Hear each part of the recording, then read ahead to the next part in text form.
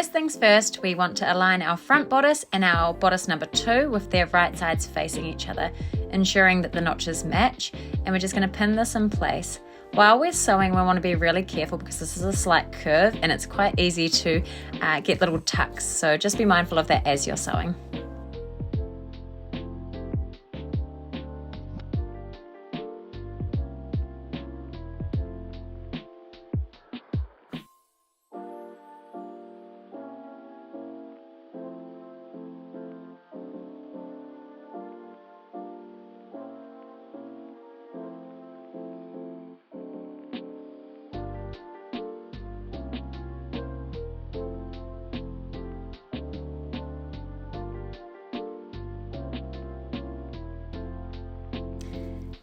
Next up, we're going to match up the bodice side pieces with the bodice middle, ensuring that our right sides are facing once again, and we're going to make sure that our notches are matching.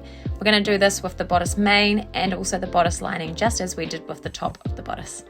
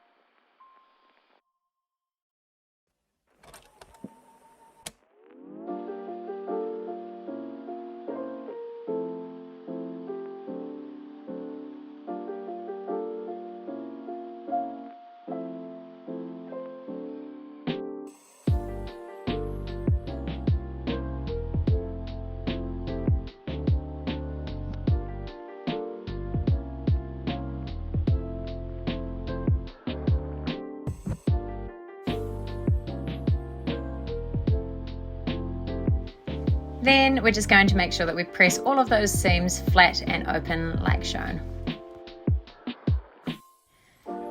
Position the lower bodice on top of the upper bodice, making sure that the right sides are facing each other. I always like to start in the middle here and then work my way out, and then we're going to stitch these in place. Once again, this is an area where little tucks can happen, so just be mindful to sort of feel that fabric as you're feeding it through your machine.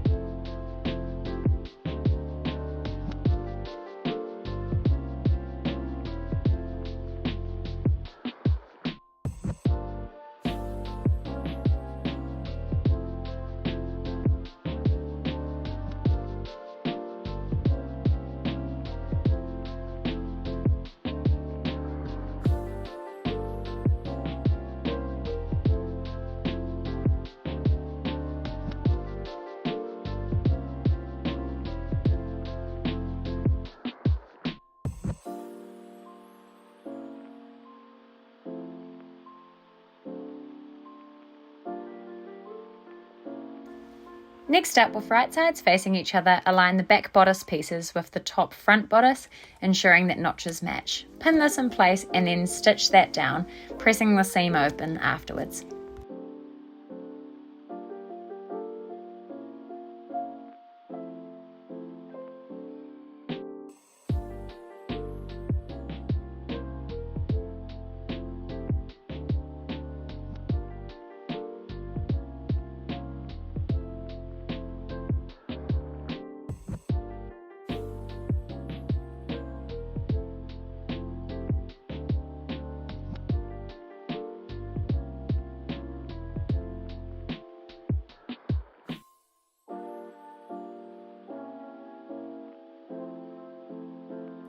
Fold the little triangle end of each back tie down with wrong sides facing inward. Next, fold the ties lengthwise with the right sides facing each other. I usually press this with an iron rather than pinning and then stitch afterwards. Turn the ties right sides out using either a loop turner or a safety pin. Press them with an iron and then proceed to top stitch around the perimeter of both ties.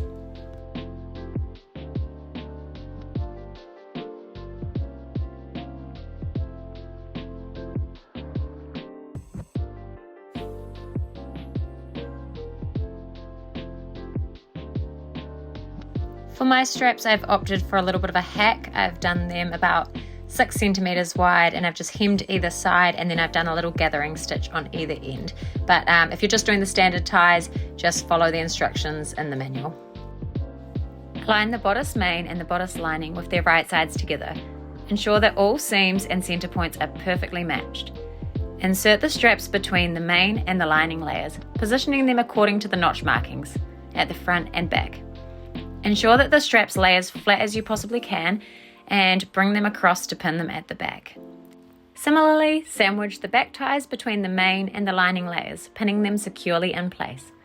Sew along the side and top edges of the bodice as indicated. Ensure to leave the bottom open.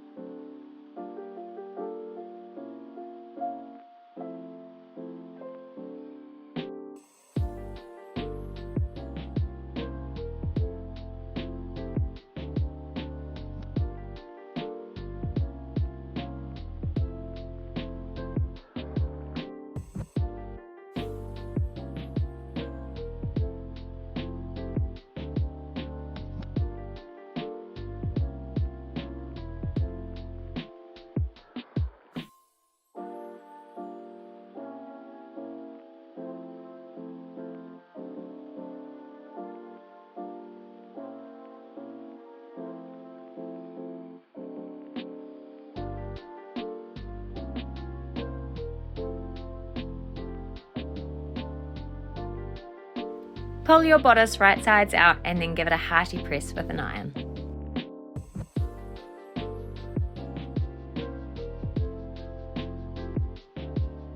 I've just done a basting stitch at the bottom of my bodice to secure this in place while the skirt's being attached.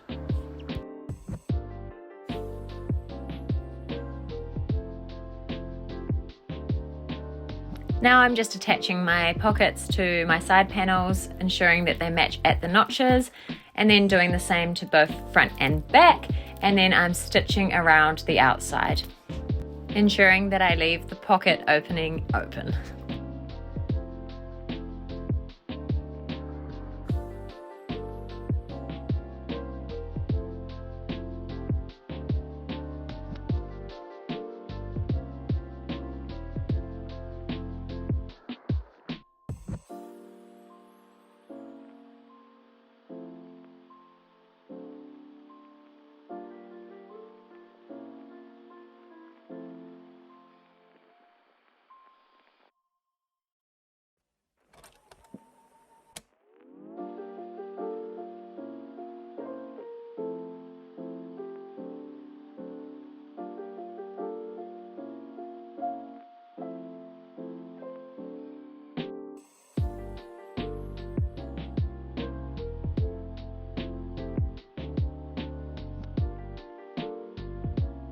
Now it's time to gather the top of the skirt. What I like to do is use one of my favourite hacks.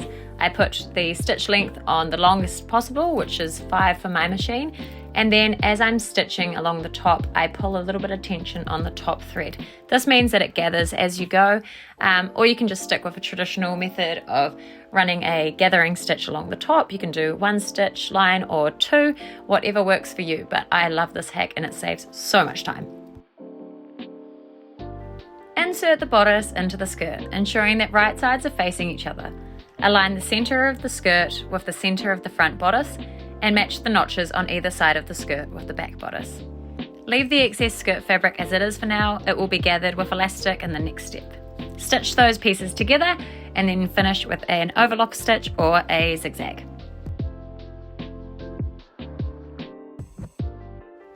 Fold the back of the skirt opening down by 1 centimetre and pin it in place, and then edge stitch, ensuring that you leave the two ends open so that we can feed elastic through.